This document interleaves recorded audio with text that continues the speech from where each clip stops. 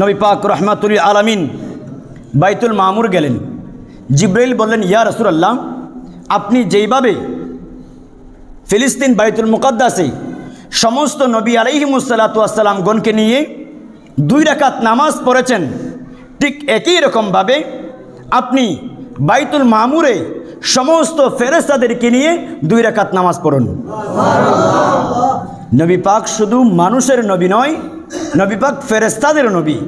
নবী পাক শুধু ইমামুল আম্বিয়া নয়, ইমামুল মালাইকা। আরো বড় করে বলেন, নবী পাক শুধু ইমামুল আম্বিয়া নয়, নবী পাক ইমামুল মালাইকা। নবী পাক ফেরেশতাদেরও ইমাম। বাইতুল মামুরে নবী পাক রহমাতুল আলামিন 2 রাকাত নামাজ আদা করেছেন।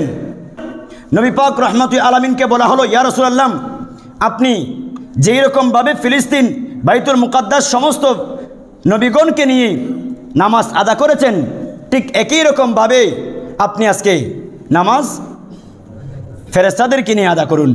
নবী পাক রহমাতুল আলামিন নামাজ পড়িয়েছেন, আর সমস্ত ফেরেশতারা নবীজির পিছনে ইক্তেদা করেছেন। নবী পাক রহমাতুল আলামিন আল্লাহর কাছে আরজ করলেন, আল্লাহ, এই যে এখন 2 রাকাত নামাজ পড়েছি আপনার দরবারে, এই 2 রাকাত নামাজ আপনি আমার উম্মতকে দান করুন। নবী পাক যখন এই কথা বললেন, এই কথা বলার সাথে সাথেই দোয়া কবুল। আল্লাহ বলেন, হাবিব, আপনি বলেছেন, আপনার জবান দিয়ে বের হয়ে গিয়েছে, আপনি না চাইলে তো আমি দিতাম, কিন্তু আপনার জবান দিয়ে যেহেতু বের হয়ে গিয়েছে, ঠিক এই জন্য প্রত্যেক জুমাতে, প্রত্যেক শুক্রবারে আপনার উম্মত 2 রাকাত নামাজ পড়বে। বড় করে বলেন সুবহানাল্লাহ।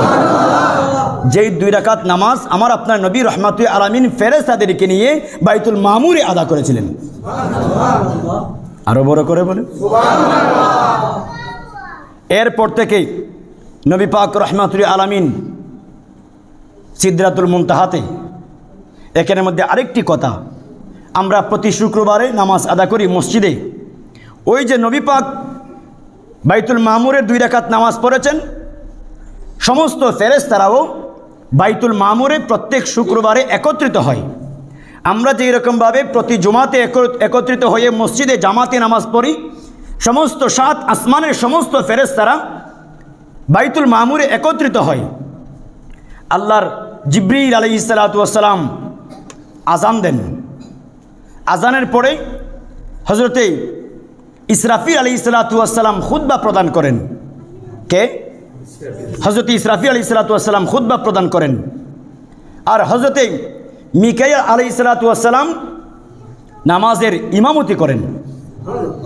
ইমামতি করবার পরে জিব্রাইল বলেন, জিব্রাইল তো আজান দিয়েছিল, জিব্রাইল নামাজ শেষ করবার পরে আল্লাহর কাছে দোয়া করে, আল্লাহ, আমি যে আজান দিয়েছি এই আজানের সওয়াব আখিরি নবী রহমাতুল আলামিনের উম্মতকে দান করো।